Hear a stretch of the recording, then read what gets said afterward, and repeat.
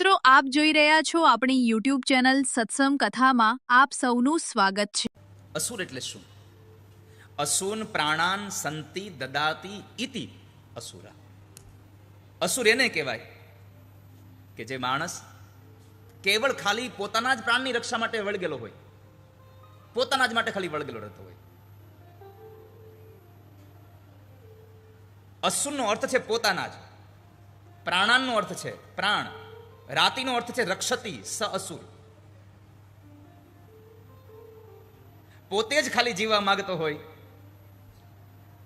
ખાલી પોતાને જ જીવવું છે, બીજાનું જે થાય એ થાય, આવી વૃત્તિથી જીવનારો માણસ પણ આ સંસારમાં માણસ બનીને આવ્યા પછી પણ અસુર છે। જેની વૃત્તિ સારી નથી એ અસુર છે। શુંભ અને નિશુંભ બંને જણાએ વરદાન મેળવી અને મદોન્મત બન્યા છે। એટલો ગર્વ થઈ ગયો, એટલી બધી એને આમ આમ આમ આમ તમે જુઓ એનો મદ આવી ગયો। આ સંસારમાં કશું પ્રાપ્ત થયા પછી મદ આવે નહીં એવું બને જ નહીં, મદ આવ્યા વગર રહે જ નહીં। હંમેશા ભગવાનને પ્રાર્થના કરવાનો અવસર મળે ત્યારે એટલી પ્રાર્થના કરવી, ભગવાન તમારે જે મને પ્રસિદ્ધિ આપી આપો, પણ પ્રસિદ્ધિમાં તમે પૈસો આપો, મારી આવડત આપો, મને રૂપ આપો, મારી બુદ્ધિ આપો, જે આપો તે આપો, પણ આ બધાયમાં મને એક કૃપા કરજો કે મને ક્યારેય મદ ન થાય, મને ક્યારેય અહંકાર ન વ્યાપે, એવી કૃપા કરજો મારા ઉપર। માગીએ તો પ્રભુ પાસે એ માગીએ, મને અહંકાર ન આવે। વરદાન મળ્યું। શુક્રાચાર્ય મહારાજને પોતાના પુરોહિત બનાવી અને પુરોહિત બનાવ્યા પછી સોનાના સિંહાસન ઉપર શુંભનો અભિષેક થયો। ઘણા બધા દાનવો હતા। આ બંને ભાઈઓની પ્રસિદ્ધિ, આ બંને ભાઈઓના બળને જોઈ અને એના શરણ થઈ ગયા છે।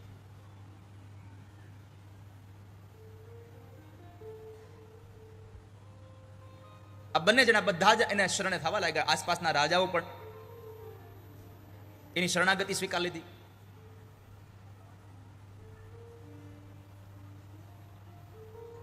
આ વાત ઉપર એક વાત યાદ આવે, સંસારમાં અનિતિનું શરણ ગ્રહણ કરીને જીવવું ને એના કરતા સત્યના માટે પોતાનો પ્રાણ છોડી દેવો 1000 વખત સારો છે તમારા માટે। અસત્યનું તમે શરણ સ્વીકારી જીવવા માટેની હામ હોય અને અસત્ય તમે સ્વીકારી લો છો તો એના કરતા તમે મરી જવું સારું છે, એના કરતા મૃત્યુ થઈ જાય સારું છે।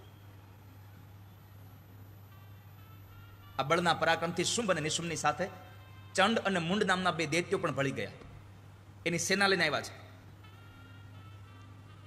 ધૂમ્રલોચન નામનો પણ એક અસુર હતો, એનું પણ સૈન્ય મોટું હતું, એ પણ આવ્યો।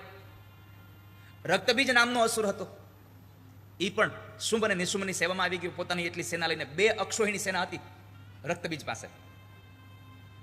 જેવી રીતે તમે અક્ષોહિણી સેનાનું તમે ખાલી શબ્દ સાંભળ્યો છે, મહાભારતમાં 18 અક્ષોહિણી સેના હતી।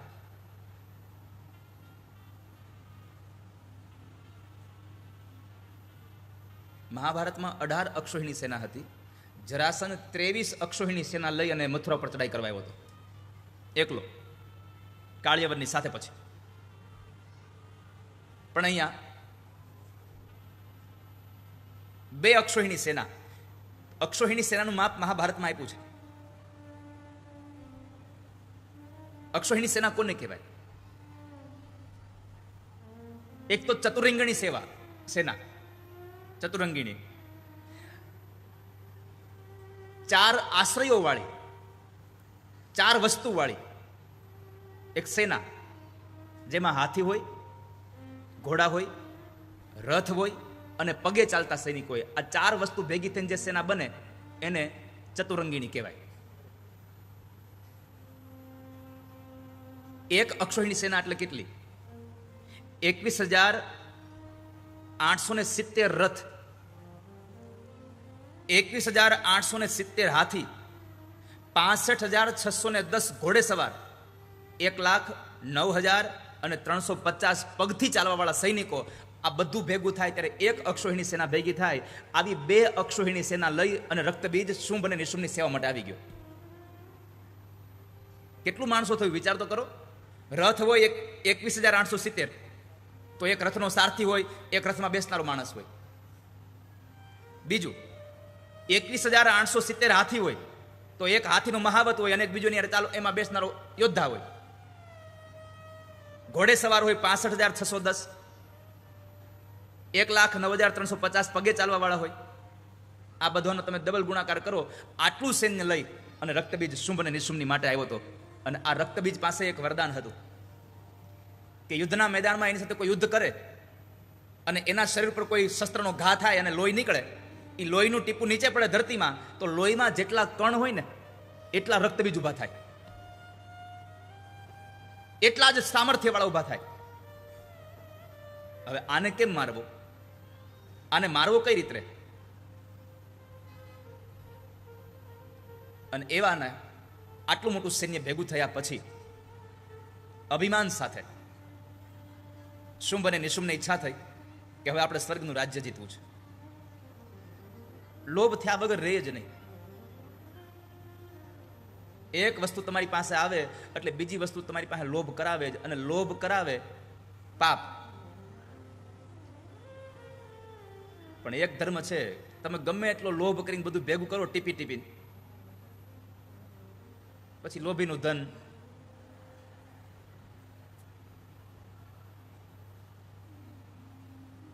ગમે એટલો લોભ કરો તમે. જિંદગીમાં કરકસર કરવી પણ લોભ ન કરો કોઈ દિવસ. કરકસર કરવી.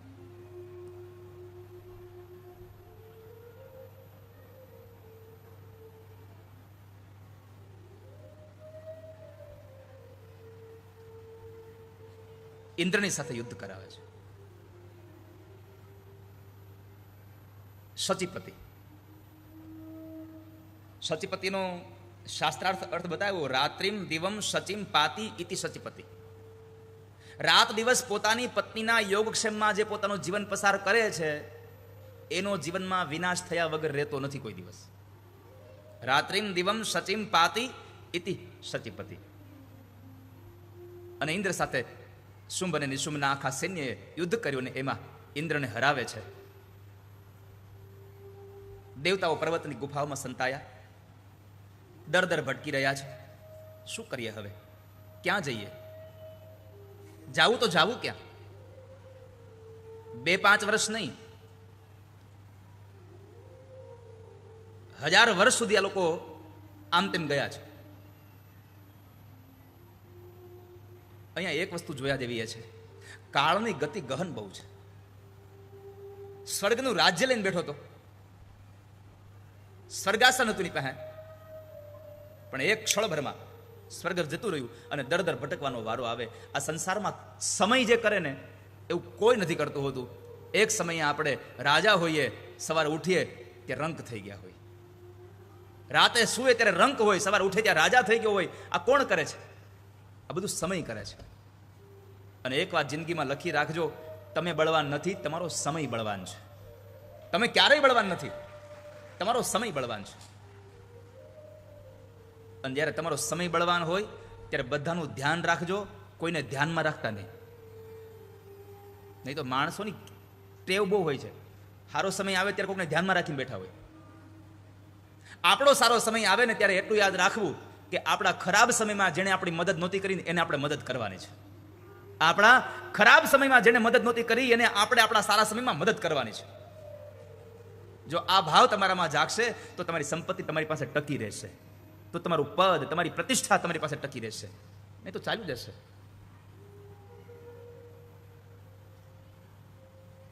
કાળની ગતિ ગહન બહુ છે. જેને 100 અશ્વમેધ યજ્ઞ કરી અને ઇન્દ્રાસનને પ્રાપ્ત કર્યું હોય એનું પણ ઇન્દ્રાસન જતું રહે તો તમે વિચાર તો કરો.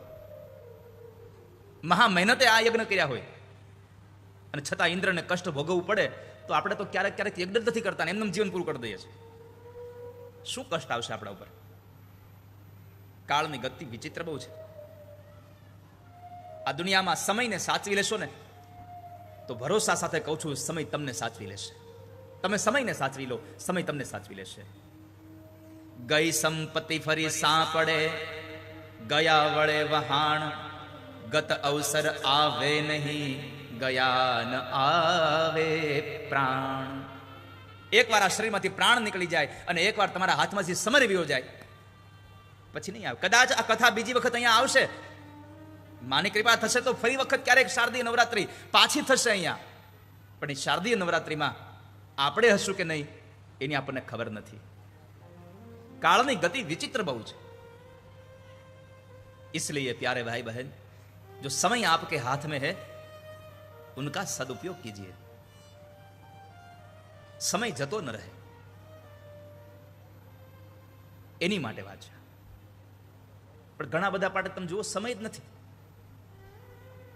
ઘણા લોકો તો આપણને એવું આમ ફીલ કરાવે કે મારી પાસે સમય જ નથી, મારી પાસે નવરાશ જ નથી, આવું ફીલ કરાવે આપણને. આ દુનિયામાં સમય જ સમય છે, જો તમને આવડે તો.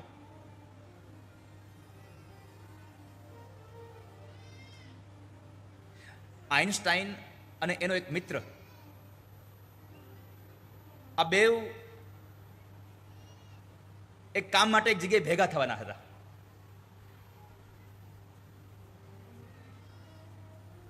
આઇન્સ્ટાઈનના મિત્રએ કહ્યું કે આપણે જે જગ્યાએ ઉભા રહેવાના છીએ, કદાચ જો મારે આવતા મોડું થાય તો તમે ત્યાંથી આપણે જતા રહેજો.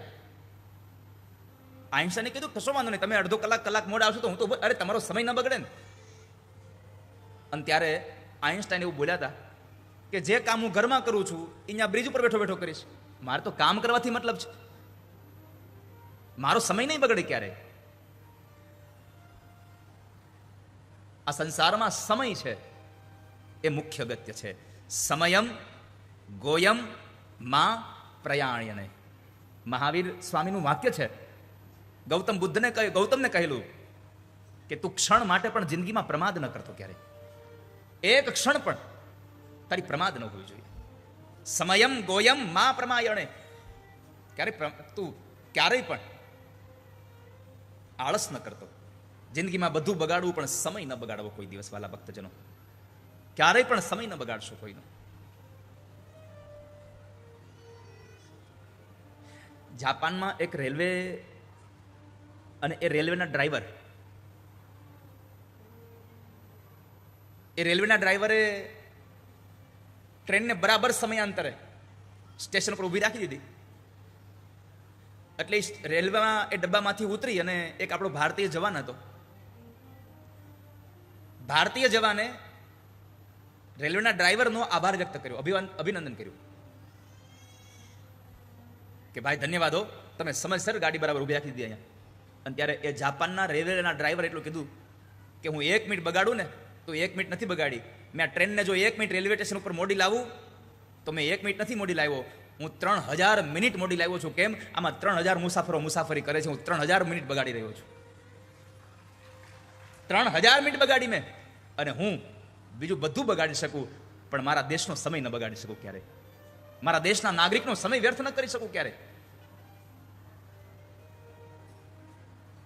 આ ઉદાહરણ આપણને એટલો જ ઉપદેશ આપે છે. જિંદગીમાં બધો જ વેડફાટ કરવો, પણ આ સંસારમાં ક્યારેય પણ સમયને ક્યારેય સમય બગાડશો નહીં. સમય તમારો બરબાદ ન થાય એની કાળજી રાખજો વાલા ભક્તજનો. ગાંધીજીનો એક સરસ મજાનો ઉદાહરણ છે.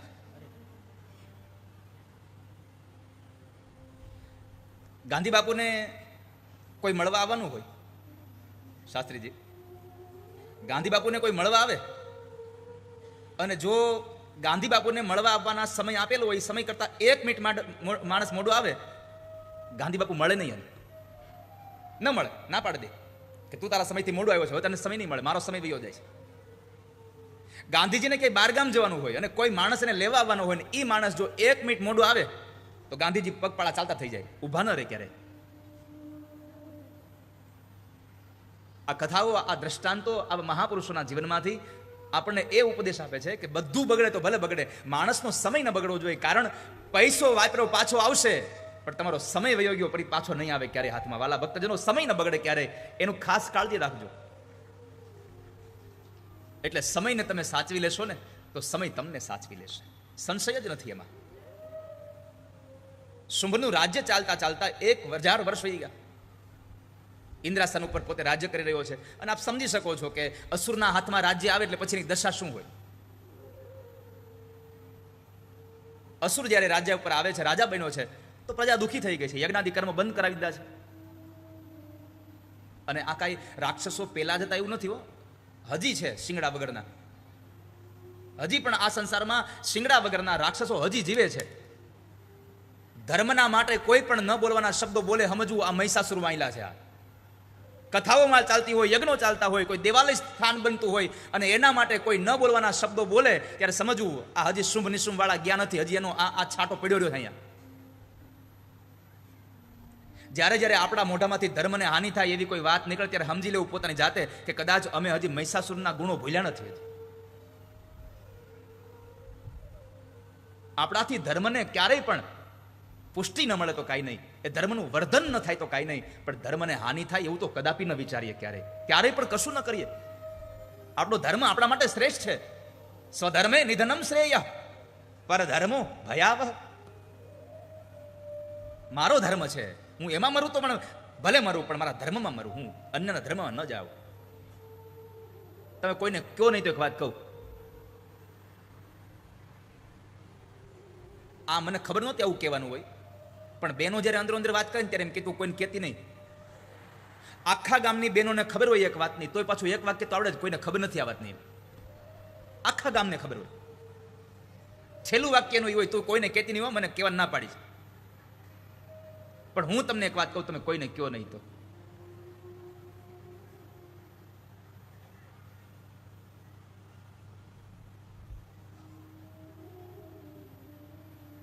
રેવા દો ને, પછી કહીશ. હવે પછી ક્યારેક, આજે નહીં. શુંભનું રાજ્ય ચાલતું હતું. 1000 વર્ષ વીતી ગયા. સમય ન બગાડીએ. અને એ સમયમાં દેવતાઓએ ભગવાન નારાયણને પૂછવું, દેવતાઓએ પોતાના દેવગુરુ બૃહસ્પતિને પૂછવું. આ પ્રસંગ મને એટલા માટે વિશેષ ગમે છે. દેવ ભાગવતના એક એક પ્રસંગો પણ અમુક વાક્યોને જ્યારે વાંચીએ, કથાઓમાં અમુક એક માત્ર ખાલી ક્ષણિક માટે આવેલો પ્રસંગ પણ આપણને કેટલો ઉપદેશ દઈ જાય.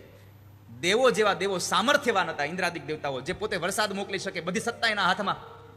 પણ એને જ્યારે દુઃખ આવ્યું ત્યારે કોની પાસે ગયા? તો કહે છે દેવગુરુ બૃહસ્પતિ પાસે ગયા. આ આપણને ઉપદેશ કરે છે, આ સંસારમાં મનુષ્ય જીવનમાં તમને ગમે ત્યારે દુઃખ આવે ત્યારે કોઈ સદગુરુનું શરણ લઈ લેજો. દુઃખમાંથી બહાર કાઢવાની તાકાત સદગુરુમાં સમાયેલી છે. કોઈ સારા માણસનો આશ્રય લઈ લેજો કે જે મને તમને સારા માર્ગ ઉપર લઈ જાય છે.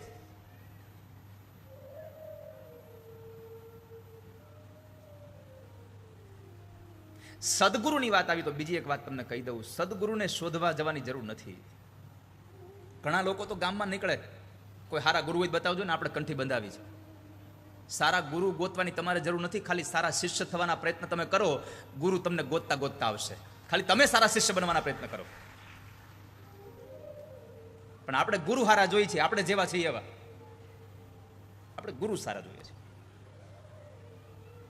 અને કોઈ સદગુરુ મળી જાય તો બૃહસ્પતિ બતાવી દે કે હે દેવો, તમારે આ સમય જો દુઃખ આવ્યું છે તો યાદ કરો. એ સમય મહિષાસુરને મારીને જ્યારે માં જગદંબા બિરાજ્યા મણિદ્વીપમાં, ત્યારે તમને કહેતા ગયા હતા કે જ્યારે દુઃખ આવે ત્યારે મને યાદ કરજો, મારું સ્મરણ કરજો. હું તમારી સહાય કરવા માટે આવીશ, હું તમને મદદ કરવા માટે આવીશ. માં જગદંબાએ દેવોને વરદાન આપેલું કે તમે જ્યારે યાદ કરશો ત્યારે હું આવીશ, ચિંતા ન કરશો. બૃહસ્પતિએ આ વાત યાદ કરાવી. આ બધું આપણામાં પડ્યું જ હોય છે વાલા ભક્તજનો. જ્ઞાન તો આપણામાં પડ્યું જ હોય છે, પણ એ જ્ઞાનને યાદ કરવા વાળું કોઈક જોઈએ છે આપણે. ખાલી હનુમાનજીમાં તાકાત તો હતી જ.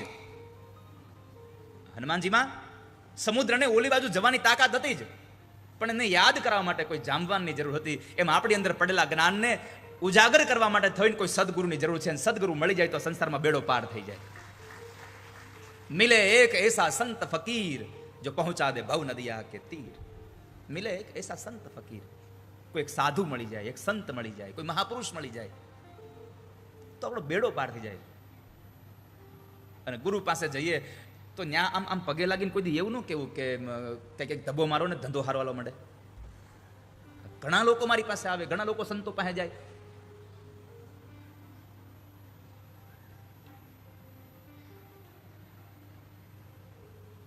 થાનથી ભરતગીરી બાબુ આવ્યા છે, બાપુ આવે કે નહીં આવા લોકો? જરાક આમ માથે હાથ મૂકી દો.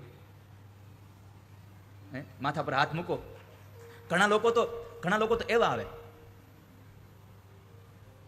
અમારા છોકરા માથા પર હાથ મૂકો ને હગાઈ થઈ જાય. સાધુ પાસે જઈને છોકરાની હગાઈ માટે માગવું જ નહીં. એને એના છોકરાઓને પરણાવવા ન પડે એટલે તે તો સાધુ થયો છે.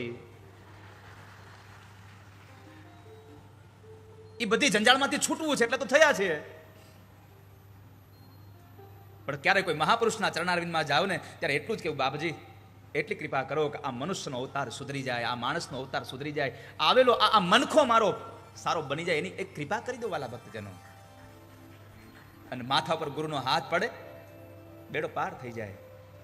આવેલ મનખો સુધારો ગુરુજી મારા, આવેલ મનખો સુધારો,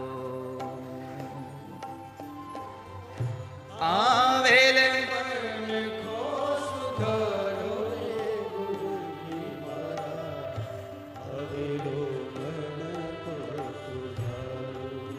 ગુરુજી મારા, આવેલો મનખો સુધારો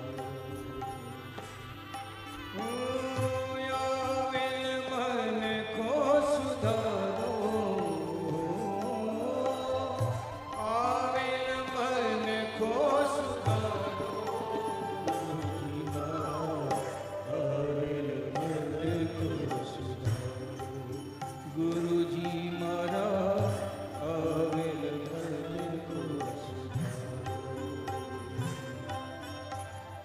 તમે ગુરુજી મારા,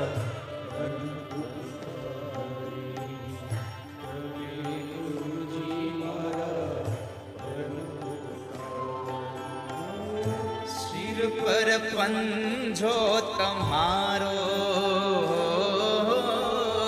શિર પર તમારો હાથ મારા માથા ઉપર પડે તો આ જન્મારો છૂટી જાય.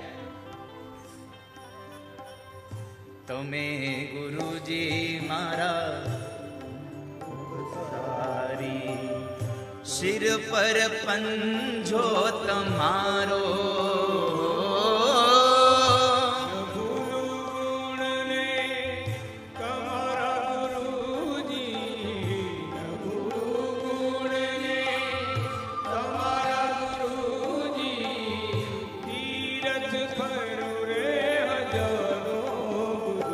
યાદ રાખજો આ પંક્તિમાં તીર્થ ફરું 1000. તમે તીર્થમાં સ્નાન કરો તો શરીર પવિત્ર બને છે. બાકી જો ગંગાજીમાં સ્નાન કરવાથી બધું જ આપણું વિચારો પવિત્ર થઈ જતા હોત તો ગંગાના કિનારે રહી અને વિશ્વામિત્ર અને વશિષ્ઠજીએ હામાં શ્રાપ ન આપ્યા હોત. ગંગાના કિનારે રહીને એની બુદ્ધિ આવી ન થઈ હોત. સામે શ્રાપ આપ્યા છે. ગંગા શરીરને આપણું પવિત્ર કરે, પણ કોઈ સંતના મુખમાંથી નીકળેલા શબ્દો આપણા આત્માને, આપણા વિચારોને પવિત્ર કરી જાય છે. પછી વિચારધારા બદલે છે. માટે ગમે એટલા તીર્થ ફરવું, તમારા ગુરુજી ન ભૂલું ગુણને, તમારા ગુરુજી તીર્થ ફરું રે હજારો.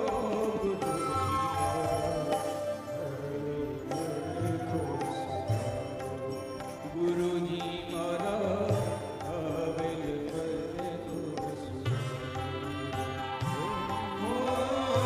આવેલ મનખો સુધારો,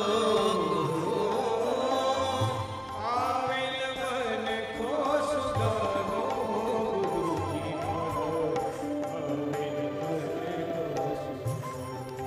ગુરુજી મારા.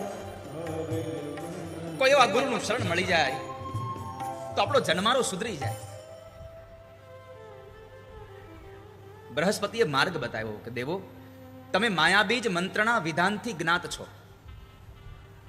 તમે જાઓ અને માયાબીજ મંત્રના એ વિધિ વિધાન સહિત માં જગદંબાની આરાધના કરો. તમે એનું અનુષ્ઠાન કરો. કારણ દેવ ભાગવત એમ લખે છે કે માં જગદંબા અનુષ્ઠાનથી પ્રસન્ન થાય છે, પ્રસન્ન બને છે. તમે એનું પુરસ્ચરણ કરો, માં તમારા ઉપર પ્રસન્ન થશે. દેવતાઓ પર્વત ઉપર જઈ અને માં જગદંબાની સ્તુતિ કરવા લાગ્યા છે. નમો દેવી વિશ્વેશ્વરી પ્રાણનાથે સદાનંદ રૂપે સુરાનંદતે. નમો દાનવાન પ્રદે માનવાના મનેકાર્થ દે ભક્તિ ગમ્ય સ્વરૂપે. હે વિશ્વેશ્વરી, હે પ્રાણોની સ્વામીની, સદાય આનંદમાં રહેવા વાળી અને તારા ભક્તોને, તારા બાળકોને આનંદમાં રાખનારી. નમો દેવી વિશ્વેશ્વરી પ્રાણનાથે સદાનંદ રૂપે સુરાનંદ દે તે. હે માં, તું તો બધાને આનંદમાં રાખવા વાળી છું, પોતે પણ આનંદમાં અને તારા ભક્તોને પણ આનંદ અપાવનારી. દેવી, અમે તમને નમસ્કાર કરીએ છીએ. દાનવોનો અંત કરવા વાળી અને મનુષ્યની કામનાઓ સંપન્ન કરવા વાળી. નમો દાનવાંત પ્રદે માનવા મનેકાર્થ દે. દાનવોને મારવા વાળી અને તું મનુષ્યોના મનોરથને સંકલ્પ એના પૂર્ણ કરવા વાળી. હે માં, ભક્તિ દ્વારા તમારું દર્શન કરાવનારી, તારા રૂપનું દર્શન કરાવનારી. હે જગદંબા, અમે તમને પ્રણામ કરીએ છીએ, અમે તમને વંદન કરીએ છીએ. દેવતાઓ માં જગદંબાને સ્તુતિ કરે છે કે માં, તમે કહ્યું હતું કે જ્યારે યાદ કરશો ત્યારે આવીશું. આજે અમે તમને યાદ કરીએ છીએ માં. જેમ મહિષાસુરના ત્રાસમાંથી અમને મુક્ત કર્યા, એમ શુંભ અને નિશુંભના ત્રાસમાંથી અમને મુક્ત કરો. હે જગદંબા, હે પરાંબા, દેવતાઓની આર્તનાદ સાંભળ્યો. અમે તો બીજું તારી સ્તુતિ શું કરી શકીએ? અમે કશું જાણતા નથી તારી પાસે, પણ અમે એટલું માનીએ છીએ, એટલું જાણીએ છીએ કે માં, આ સંસારમાં અમારી ગતિ કોઈ હોય તો તું છો. તારા સિવાય આ દુનિયામાં અમારું કોઈ છે જ નહીં. મા કર્મ જન્મ કથની કરતા વિચાર્યું, આ સૃષ્ટિમાં તુજ વિના નથી કોઈ મારું. કોને કહું કઠણ યોગતણો બળાપો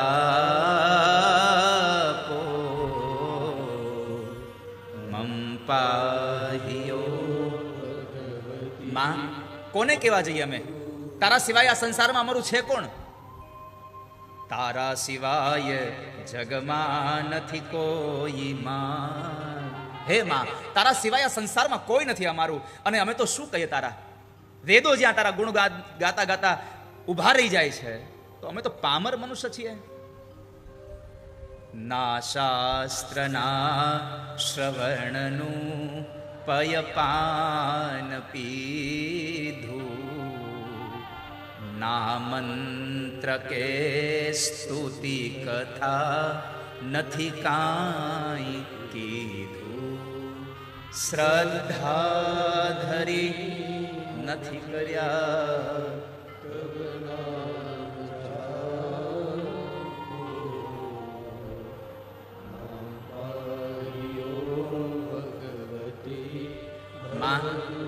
અમારી ભૂલ થઈ હોય તો ક્ષમા કરો, પણ હે જગદંબા, આપ પધારો, અમારા દુઃખમાંથી અમને મુક્ત કરી દો. અમે તો બાળક છીએ. કુપુત્રો જાયેત ક્વચિદપી કુમાતા ન ભવતી. આ સંસારમાં પુત્ર કપુત્ર થાય, પણ માં ક્યારે કુમાતા ન બને. હે જગદંબા, અમે તને પ્રાર્થના કરીએ છીએ. હે પરાંબા, અમે પ્રાર્થના કરીએ છીએ, તમે આવો ને, આપ પધારી જાઓ. અમારાથી કોઈ છોરું કછોરું થઈ જાય, પણ તમે તો પરાંબા છો. રે રે ભવાની બહુ ભૂલ થઈ છે મારી, આ જિંદગી થઈ મને ગાયે દોષો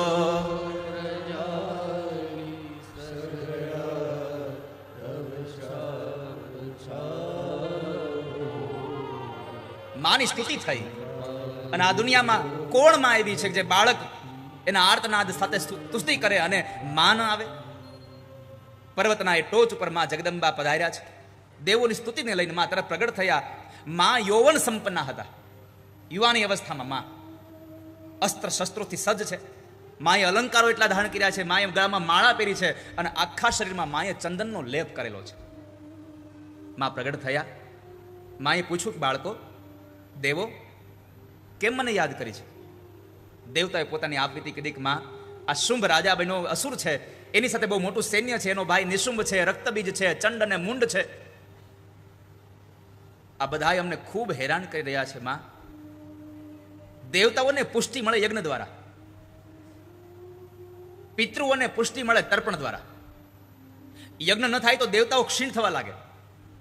દેવતાઓનો ખોરાક યજ્ઞ છે. માં, આ લોકોએ યજ્ઞાદિ કર્મ બંધ કરાવ્યા, અમારું સ્વર્ગ અમારી પાસેથી લઈ લીધું, અમે દર ભટકીએ છીએ. આ યજ્ઞ કર્મ પ્રારંભ કરાવો ને માં, કૃપા કરો કે અમારા ઉપર, કે અમને ફરી પાછું અમારું રાજ્ય અમને પાછું મળે. પોતાની આપવીતી બતાવી. અને એ સમયે માં જગદંબાએ જરા સ્મિત સાથે પોતાના શરીરમાંથી એક બીજું રૂપ પ્રગટ કર્યું. ત્યાં ને ત્યાં પાર્વતીના એ શરીરમાંથી, પાર્વતીના વિગ્રહમાંથી જ્યારે માં આવ્યા ત્યારે પાર્વતી સ્વરૂપા છે, અને એ પાર્વતીના સ્વરૂપમાંથી બીજું એક અંબિકાનું રૂપ પ્રગટ થયું. અને સંપૂર્ણ જગતમાં જે અંબિકા તરીકે પ્રગટ થયા એ કૌશિકીના નામથી માં જગદંબા વખણાયા છે. કૌશિકીના નામથી માની સેવા થઈ છે. પાર્વતીનું શરીર ક્ષીણ થયું, પાર્વતીના શરીરમાંથી એક તેજ નીકળી ગયું, એટલે પાર્વતીનું શરીર જરા કૃષ્ણ વર્ણનું બન્યું, કાળા રંગનું બન્યું. અને એ કાળા રંગનું બન્યું એટલે એના એ જ પાર્વતી કાલિકા તરીકે આપણી સાથે જગતમાં પૂજાવા લાગ્યા છે. એ જ કાલિકા, એ જ પાર્વતીમાંથી કાલિકાનું નિર્માણ થયું છે. કૌશિકી નીકળી ગયા, અંબિકા નીકળી ગયા, એટલે માં કાલિકા બન્યા છે. અને એ જ કાલિકા આજે સંસારમાં કાલ રાત્રિ તરીકે પૂજાઈ રહી છે. અને આજે 7મું નોરતું માં કાલિકાના, આજે 7મું નોરતું કાલિકાનું છે. કાલ રાત્રિની પૂજા થઈ રહી છે આજે. જેનું શરીર આખું અંધકારમય પણ દુનિયાને પ્રજ્વલિત બનાવે એવી માં જગદંબા છે. 7મો દિવસ આજે કાલ રાત્રિનો છે. દેવોને સાંત્વના આપી, દેવો આપ ચિંતા ન કરશો. અંબિકા અને કાલિકા બંને ઉપવનમાં ગયા છે. અને માં જગદંબાએ એટલું વિશ્વમોહિત ગીત ગાયું, પશુને પક્ષીઓ પણ એના સંગીતમાં લોભાઈ ગયા છે. અને સંગીતમાં કોણ નો લોભાય? સંગીતની તાકાત જ એ છે. ગમે તેવો માણસ હોય, સંગીતમાં જરા બેઠો હોય પછી એને રાગની ખબર ન હોય, એને તાલની ખબર ન હોય, એને સુરની ખબર ન હોય, પણ એ ડોલે ને એવું તો બને જ નહીં. અને સંગીતમાં જે માણસ અંદર ઓળઘોળ થઈ જાય પછી પ્રભુ સુધી પહોંચી જાય. કેમ?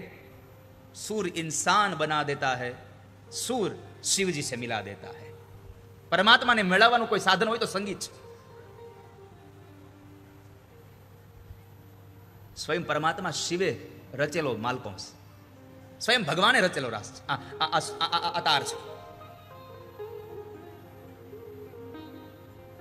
प्यार नहीं है सुर से जिनको, प्यार नहीं है सुर से जिसको. જેને સંગીત હારે પ્રેમ નથી, જેને સુર હારે પ્રેમ નથી, અને માલકોંસ તો દિવ્ય રાગ છે. માલકોંસ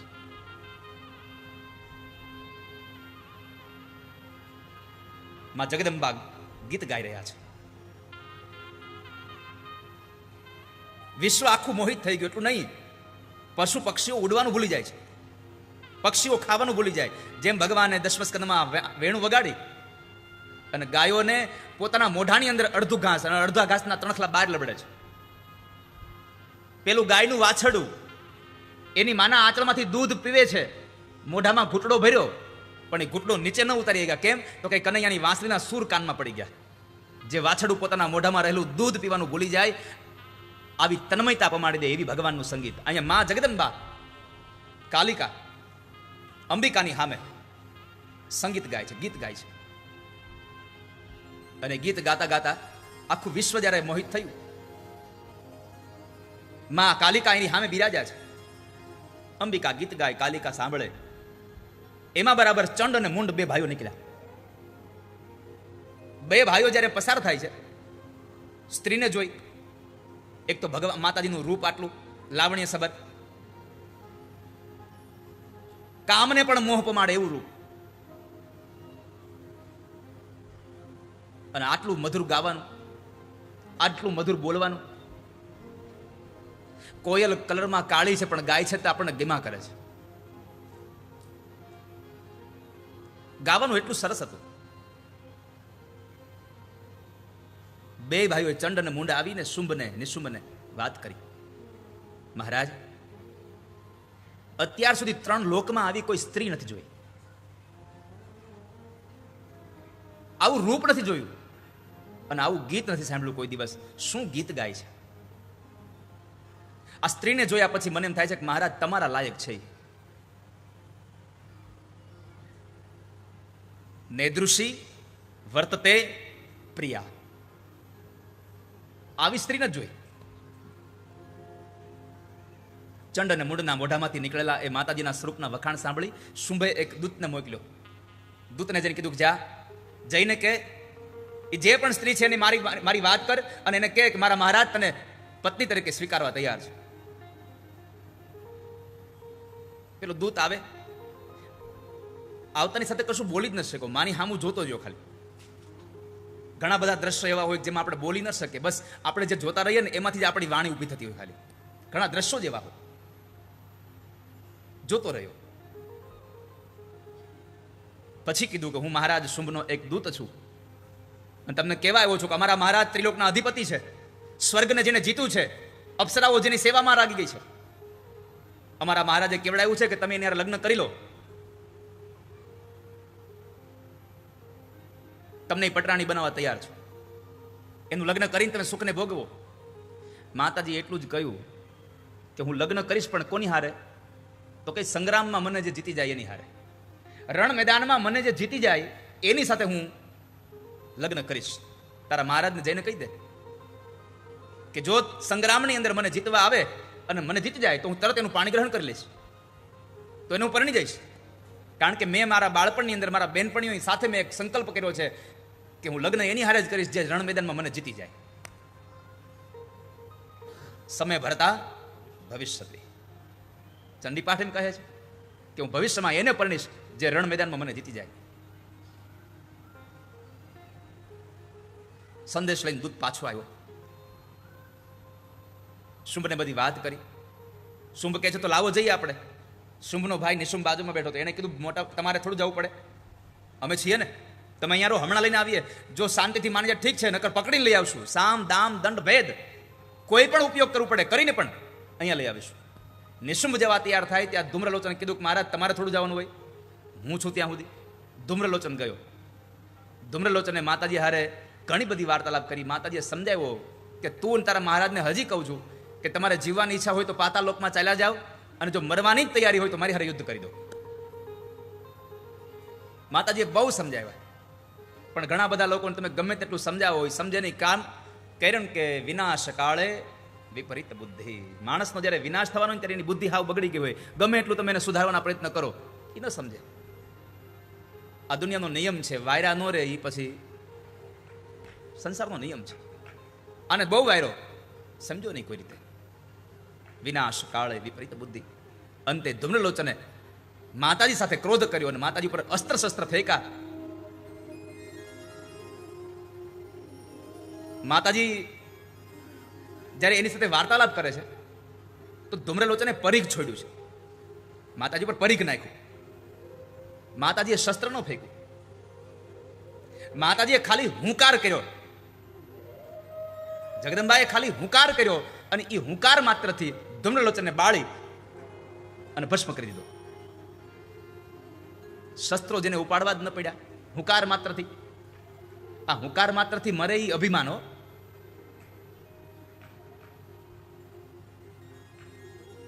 બ્રાહ્મણોએ ઋષિમુનિઓએ હુંકાર માત્રથી વેનને માર્યો. શાસ્ત્રીજી, એ વેનને માર્યો, એ વેનના શરીરને કઈ પ્રાણથી નથી માર્યો, વેનની અંદર રહેલા અહંકારને હુંકારથી માર્યો છે. અને પછી જ્ઞાનનું મંથન કર્યું અને એમાંથી ભગવાન પૃથ્વીનું પ્રાગટ્ય થયું છે. એમાંથી સારા વિચારોનું પ્રાગટ્ય થયું, ભગવાન પૃથ્વી પ્રગટ થયા છે.